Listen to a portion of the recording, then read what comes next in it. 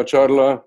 Selecciono ese tema porque aunque mi trabajo recién, mi investigaciones se trata más de sacrificios humanos y guerra, para mí cosas un poco violentos y quizás no tan agradables a todos, pero entonces decidí hablar un poco de un estudio que hice hace una década en la Universidad de Yale, por invitación del Museo Peabody, estudiar los esqueletos de Machu Picchu. Bueno, empezamos con unas palabras de introducción. El sitio Machu Picchu llegó a la visión mundial en 1911 gracias a un historiador, explorador, Hiram Bingham, de Yale, Universidad de Yale también, que estaba haciendo investigaciones, bueno, buscando sitios arqueológicos del Imperio Incaico. Y su primer objetivo no fue Machu Picchu, porque no sabía de su existencia, pero él primero empezó buscando una ciudad perdida, otra ciudad perdida, Vilcabamba, que es conocido históricamente como el último refugio de Manco Inca y sus soldados en su rebelión contra los españoles en el siglo XVI. Él no encontró el sitio, solamente en las décadas recientes ya tenemos una idea de dónde está. Se llama Espíritu Pampa. Pero en sus exploraciones, su visita a Perú, Hiram Bingham escuchó de un sitio escondido o perdido afuera de Cusco, en la Valle Sagrada de Urubamba, del río Urubamba. Y esta es una foto que él tomó cuando llegaba al sitio y empezó retirando la vegetación que cubría todas las ruinas y cortando árboles, etc. Bueno, esta escena, aunque no se puede ver mucho de la arquitectura, me hace recordar la situación en el área maya, donde hay centros ceremoniales que estaban cubiertos con vegetación en el siglo XVIII, XIX, y este es un famoso retrato hecho por Catherwood de un sitio que ustedes de Quintana Roo deben conocer bien, que es Chichén Itzá, y este es el castillo. Hoy día, como ustedes saben, es una atracción muy fuerte para el turismo y un sitio impresionante, un ejemplo de a qué nivel llegó los mayas antiguos. Bueno, pero regresando a Perú, Hiram Bingham no solamente empezó el estudio de la arquitectura de Machu Picchu, que estoy indicando con mi flecha, ojalá que pueden verlo, pero exploraba también una serie de cuevas que funcionaban como tumbas, entierros circulando, bueno, afuera de Machu Picchu. Y en muchos casos, en la mayoría de casos, cuevas muy sencillos, utilizados nada más como cuevas funerarias. Y Hiram Bingham hizo una recolección, y por eso es muy importante, él hizo recolección de todo el material encontrado en 2 temporadas en el sitio. Y acá se ve fotos de sus ayudantes con velas, ¿sí? Y abajo con una caja de material óseo recuperado de una cueva. Bueno, el material se transportó a los Estados Unidos con un acuerdo del gobierno peruano y terminó en Yale y fue estudiado por un osteólogo, George Eaton, que se ve acá, curador de osteología del Museo Peabody. Y él publicó este monógrafo, esta publicación bastante detallado y bien ilustrado del material, y salió en 1916. Una cosa interesante que él encontró, en su opinión, la gran mayoría de los esqueletos de Machu Picchu pertenecía al sexo femenino, a mujeres, 4 veces más que en esqueletos masculinos, que no es un perfil demográfico de una población normal en ningún sentido. Y para él la cuestión era cómo explicarlo, cómo explicar esta diferencia de sexo. Consultando con Hiram Bingham, él propuso una hipótesis un poco imaginativo, pero una hipótesis que Machu Picchu era realmente un convento incaico para los vírgenes del sol, es como generalmente describieron los españoles, o mujeres elegidas.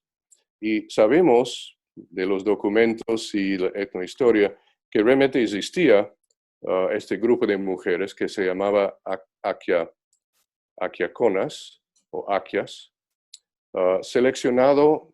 mujeres seleccionado a joven edad, adulto joven, y que dedicaban al hacer los tejidos más finos para el imperio incaico, también producir chicha, la cerveza ritual que servía a los incas en todas las ceremonias, y también algunos sacrificados en las montañas, como Capacocha, es el rito de Capacocha, y finalmente algunos regalados como mujeres, como esposas a personas de honor.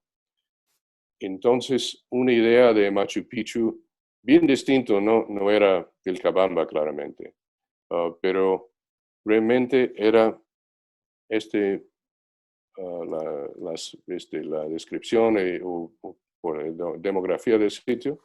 Bueno, tengo que decir que después de Eaton, en casi un siglo, más que un siglo de estudios de antropología física, el campo ha avanzado bastante en sus técnicas para determinar sexo, edad, estatura en vida, patologías, etc.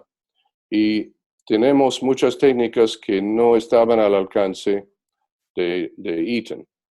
Y quizás por eso existía siempre dudas sobre sus prognosticaciones, sobre su clasificación de sexo. Y por gran suerte, en 1999 me invitaron a venir a Yale por un semestre, la Universidad de Yale en New Haven, Connecticut, en parte para estudiar la colección de Machu Picchu, para reestudiarlo realmente. Bueno, yo lo hizo y yo tenía también la cuestión de si las determinaciones de sexo de Eaton eran confiables o no. Bueno, mis resultados bastante diferentes. Los de Eaton que hemos visto apenas un momento son en azul claro y mis resultados en azul oscuro. Y yo encontré muchos menos que yo clasifiqué como mujeres y más como masculinos. Y la diferencia entre los dos sexos estadísticamente no es significativo. Los números no son exactamente iguales, pero nunca son en la vida. Pero no hay esta preponderancia de femeninos que ha visto Eaton. Bueno, ¿quién tiene razón y por qué? Tengo que explicar un poco posiblemente por qué Eaton tenía problemas. Primero, como dije, no existían las técnicas que tenemos hoy día para determinación de sexo. Y también tengo que decir que Eaton fue un osteólogo, pero de mamíferos no humanos. Entonces, con menos experiencia con huesos humanos. En algunos casos, los esqueletos de Machu Picchu están bien preservados y más o menos completos. Y aquí tengo 2 ejemplos de hueso coxal de la pelvis, en que se puede ver el hueso púbico y los antropólogos físicos pueden reconocerlo muy fácilmente como de sexo femenino por su anchura, su ángulo, etc. 2 mujeres. Y Eaton clasificó a estas 2 personas como mujer. mujeres, femeninos. Estamos de acuerdo. Pero su problema, y el problema para nosotros también, en mi caso, es que no todos los esqueletos están completos. Y este es un problema que afrontamos siempre en arqueología. El hueso no siempre está muy bien preservado, a veces es fragmentado, disturbado, etc. Y en Machu Picchu es la situación. Algunos esqueletos más o menos completos, otros que faltan bastante partes, incluso cosas diagnósticas para sexo, y otros casos de huesos varios que sin experiencia, mucha experiencia con poblaciones andinas, que yo tengo, pero Ethan no tenía. Se puede confundir mujeres y hombres por el tamaño de sus huesos, etc. Entonces yo creo que un problema que Ethan tenía fue eso. No fue por su culpa, hizo lo posible. Pero ahora yo estoy convencido, y otros están de acuerdo, que realmente no hay un gran porcentaje de femeninos en contraste a masculinos. Entonces, la hipótesis de vírgenes del sol no ha apoyado bien. Y una cosita más que yo encontré en la examinación de material que hace un poco complicado esta hipótesis de vírgenes es la presencia de infantes y niños, huesos de niños y infantes. Una cosa difícil de imaginar si realmente se trataba de una población de vírgenes. Bueno, Ethan ha reconocido la presencia de huesos de niños y él explicaba en una manera un poco chistoso, diciendo que posiblemente había unas indiscreciones. Somos humanos y posiblemente unos vírgenes escapó en la noche, no sé. Pero yo no creo que esta es la explicación. Mejor dicho, se trata de una población mortuario más típico de cualquier población, con mujeres, con hombres, con niños y infantes. Y este tiene sentido ahora que entendemos más de Machu Picchu y otros sitios en la Valle Sagrada de Río Urubamba. Empezando con con las crónicas, documentos en archivos en Cusco y en otras ciudades en Perú, ya conocemos la existencia de una serie de haciendas reales. En este caso, hay un documento encontrado en los 80s por John Rowe, un historiador. Encontró una descripción de Machu Picchu, solo con el nombre Picchu, pero describiendo el sitio como una hacienda real del Inca Pachacuti, fundador del Imperio Inca. Y otros documentos indican que Machu Picchu solo fue uno de varios haciendas reales que construyó Pachacuti, como Ollantaytambo y Pisac, dos sitios muy popular con turistas hoy día. Y hay otros que pertenecían a otros reyes incas. Entonces, si Machu Picchu no es un convento de vírgenes, ¿qué función tenía y quién está enterrado al sitio? Bueno, de las tumbas, de los cementerios, que ahora comprenden como unas indicaciones de su identidad bastante obvios al inicio.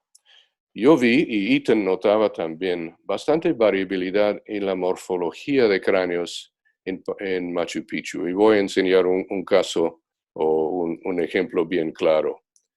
Estos dos cráneos son de dos personas.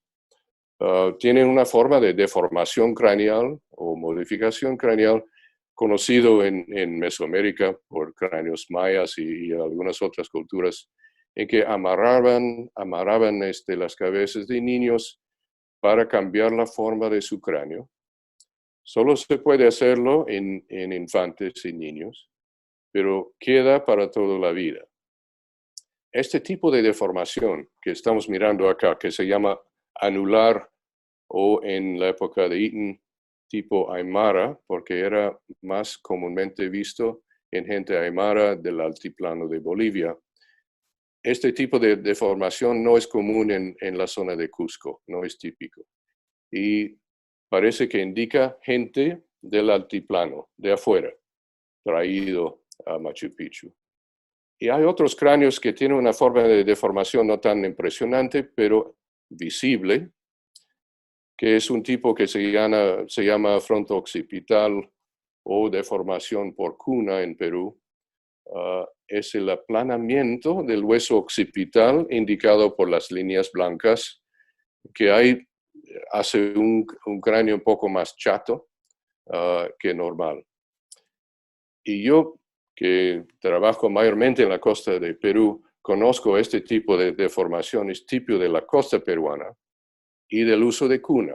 Y este es un ejemplo que he estudiado de una cuna arqueológica recuperado en la costa de Perú, y gracias a la preservación de material orgánico que es realmente excelente en la costa desértica de Perú, está bien preservado. Y en este caso, quería indicar más o menos cómo amarraban los niños, y con la falta de un niño a la mano, me prestaron una muñeca que se ve acá, que usaba para indicar cómo han puesto la cabeza y con alguna banda de textil amarrando fuerte hace aplanamiento del occipital. Bueno, eso fue notado por Eaton, pero también ahora tiene más apoyo. Un estudio de cerámica de Machu Picchu, de las cuevas funerarias, por Lucy Salazar de Yale, ha identificado cerámica de Bolivia, del altiplano, en algunas tumbas, y también cerámica de la costa norte, de estilo Chimú o Chimú Inca, que indica que algunos estaban enterrados con cerámica foránea, no del imperio incaico. Y lo interesante también es que es cerámica doméstica, cerámica para cocinar, para cuidar, para comer su comida, etc. No es cerámica fina, funeraria. Y apoya la idea que algunos que llegaron a Machu Picchu eran, como en la palabra de quechua, yanaconas, servidores a la hacienda real en este caso. Bueno, no hay tumbas de alto rango en Machu Picchu de lo que conocemos. Entonces es un cementerio de gente que trabajaba en la hacienda.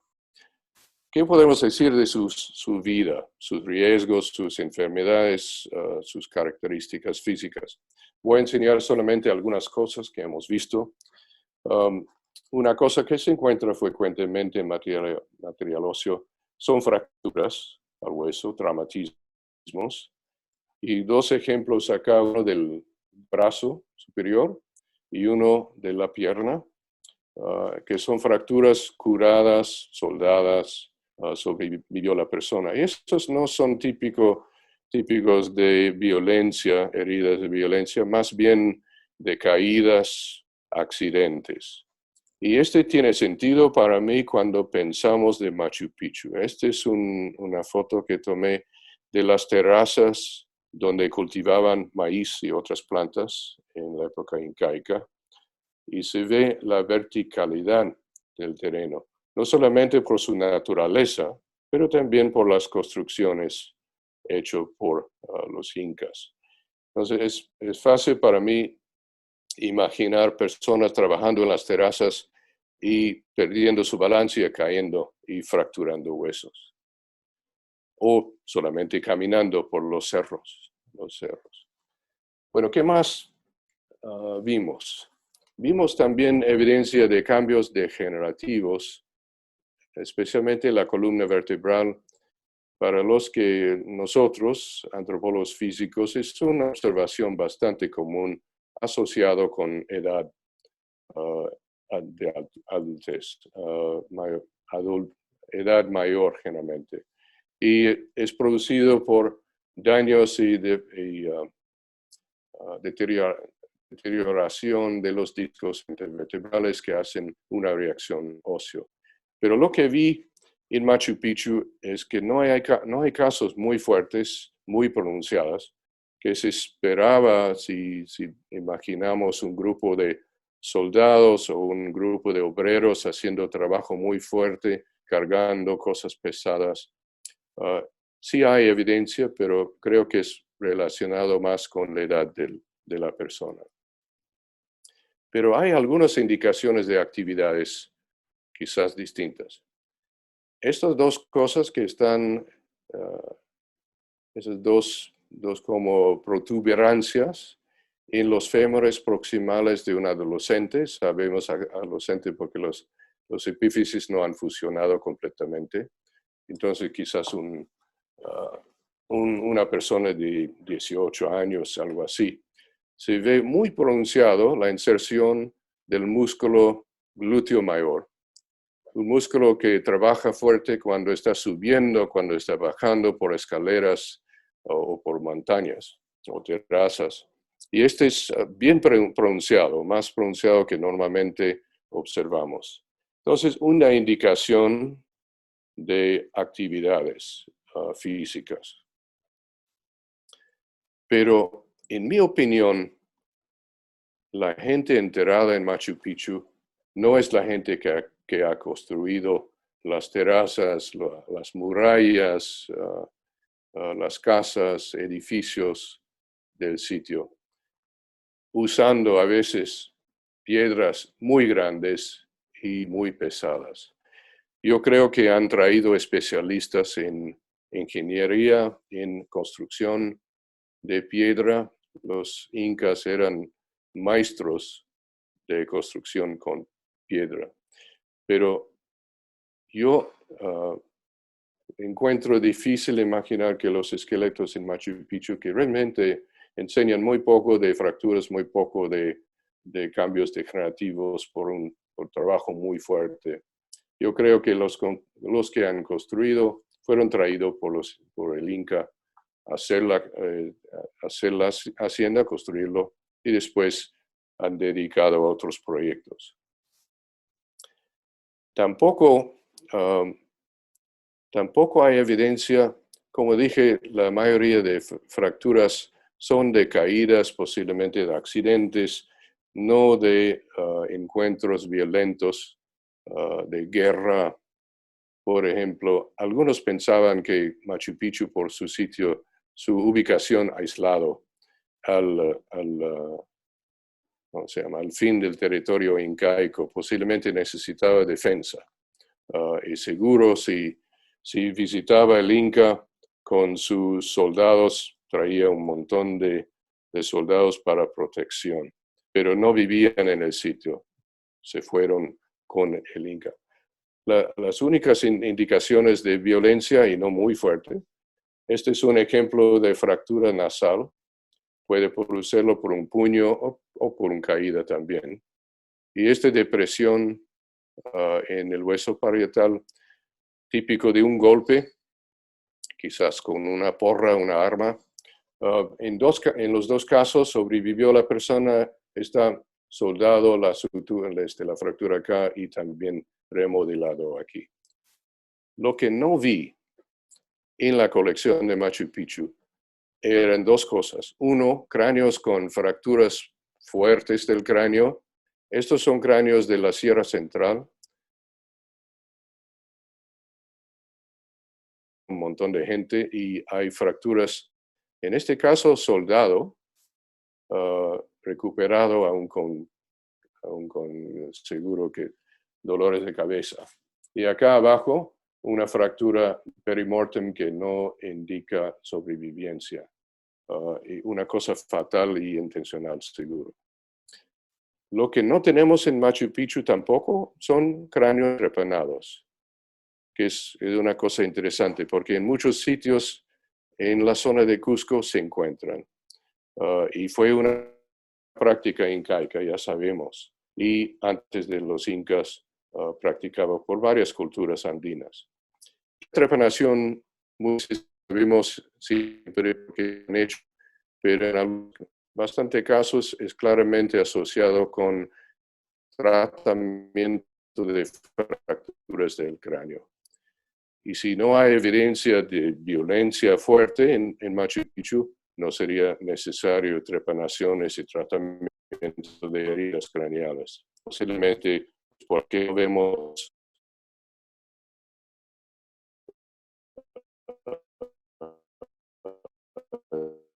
ni de patología. En este caso también algo que vemos con frecuencia en material óseo. Dientes picados con caries, se ve con las dos flechas acá, y un absceso, infección activa al momento de la muerte, y posiblemente la causa de muerte por septicemia, porque en casos como este a veces pasan a la sangre y empieza un sepsis generalizado. Y acá abajo, otro caso visiblemente bastante agudo también. Todo un lado de la cara, del maxilar, está inflamado. Eso otra vez que pasaba activo también al momento y posiblemente. Bueno, aquí esas es en la área una dieta rica en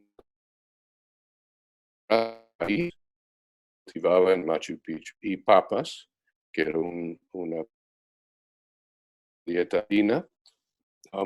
Por sus carbohidratos producen caries. Entonces es una cosa relacionada con esta de vida. Desgraciadamente, por no tienen para tratar los caries y sufrieron seguro bastante por su presencia.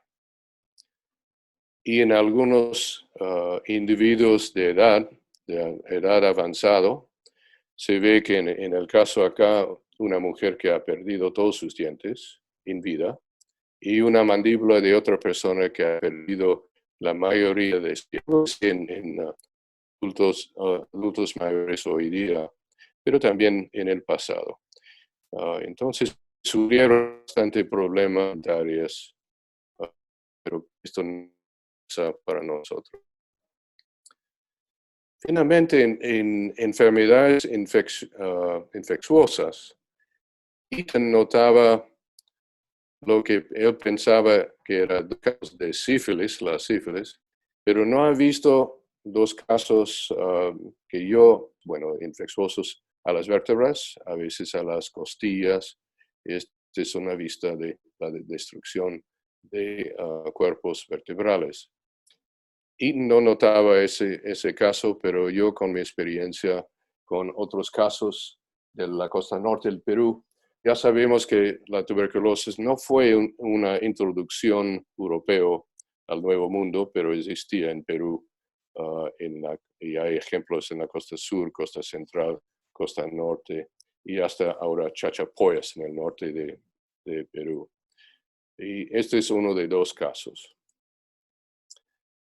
Otro caso, este es uno de los casos de sífilis que Eden identificó, pero yo siempre tenía mis dudas cuando vi las fotos en su publicación por razones que voy a explicar brevemente acá. Este es un niño, tiene una tibia que está inflamado, el diáfisis está inflamado en comparación al otro lado y se puede apreciar mejor de aquí. Esta es la tibia normal, en forma triangular más o menos el diáfisis. En este caso está inflamado el hueso, su grosor más grande, y tiene un agujero acá, que se ve más cerca acá. Esta es una salida de drenaje para un tipo de infección que se llama osteomielitis. Es una infección generalmente distribuida por sangre, posiblemente de otra fuente de infección, y entre huesos es comúnmente visto en niños. Entre el hueso por las arterias y hace un enfoque de infección dentro del hueso que hace expander el hueso y para tener este aspecto. Se encuentra siempre, se encuentra generalmente por un solo lado, ahí se ve acá, no es simétrico. Sífilis al otro lado produce una infección y inflamación mayormente exterior de las tibias, pero ambos tibias, no solamente uno. Entonces, yo no estoy de acuerdo que existía la sífilis en Machu Picchu. Bueno, hoy día estoy concentrando en mi área de especialidades, que es osteología humana, paleopatología. Pero quiero terminar con unas observaciones más sobre Machu Picchu. Yo he visitado el sitio 2 veces y Cusco varias otras veces. Y realmente es imposible ver el sitio sin apreciar qué especial es en el sentido de su ambiente. Está en la ceja de selva, una zona bastante más cálida que Cusco, un poco más bajo en altitud. Y no solamente tiene las tumbas alrededor, pero tiene áreas de ocupación, casas, tiene una sección más ceremonial, tiene muchas cosas que entendemos un poco del trabajo de arqueólogos por los siglos, pero cosas que todavía llaman la atención y quieren, piden una explicación. Voy a enseñar algunos solamente. Pero antes de pasar a detalles, siempre es impresionante cómo han seleccionado la ubicación de ese sitio y cómo han construido en armonía con el ambiente. Ahí tengo que ver si, acá, de especial interés a los planetarios, creo que este es el Torión que parece que se usaba para seguir el pasaje del Sol por estaciones. Importante para agricultura, saber cuándo cultivar, cuándo cosechar sus plantas. Y tiene ventanas que han demostrado que están orientados a posición del Sol en ciertas partes del año. Pero una cosa, enigmático es que se llama el Inti, perdón, la palabra me escapó, va a regresar en un momento. Intihuatana, perdón, no hablo quechua, pero es una palabra en quechua. Y también es posible que tiene algo que ver con astronomía o con otras razones rituales, pero es una cosa típica de cómo los incas manipulaban piedra, granito en este caso, en una manera increíble, sin usar herramientas de hierro o de acero, pero solamente puliendo y chancando con otras piedras que han demostrado en casos experimentales hoy día. También hay algunas piedras muy especiales. Este es un caso famoso, una foto tomada por Hiram Bingham, de un miembro de su expedición, así adelante de esta piedra tremenda que han levantado y han puesto acá. Y es claro que tiene similitudes con las montañas que están atrás. Entonces, un mensaje simbólico hecho por los incas. Y se ve que solamente recién han cortado las plantas que cubrió esta parte del sitio. Hoy día se puede ver esta piedra y puede tratarlo en otra manera. Me da es para mí un poco chistoso. Gente así tocando la piedra para inspiración, para poder, para no sé qué. Y no sé si permiten todavía tocar esta piedra. Pero es el mismo y se puede apreciar, es algo especial. Bueno, para concluir, quiero decir que estoy muy contento que creo que es hace 2 años, han construido un museo, Museo Machu Picchu, y han devuelto todas las colecciones arqueológicas y osteológicas de Hiram Bingham, que estaban en Yale por muchos años y muchos han pedido su regreso a Perú. Como el sitio es tan importante, recibe, por ejemplo, cientos de miles de visitantes todos los años. Este año será una excepción, desgraciadamente, por el coronavirus. Está cerrado el parque de Machu Picchu. Pero las colecciones regresaban y han habilitado una casa colonial, la Casa Concha, para su exhibición permanente. También almacenamiento de sus colecciones. Yo no he visto todavía el museo porque hace 5 años que pasé por Cusco la última vez, pero estoy contento de ver en su página web que tiene exhibiciones que incluyen restos humanos.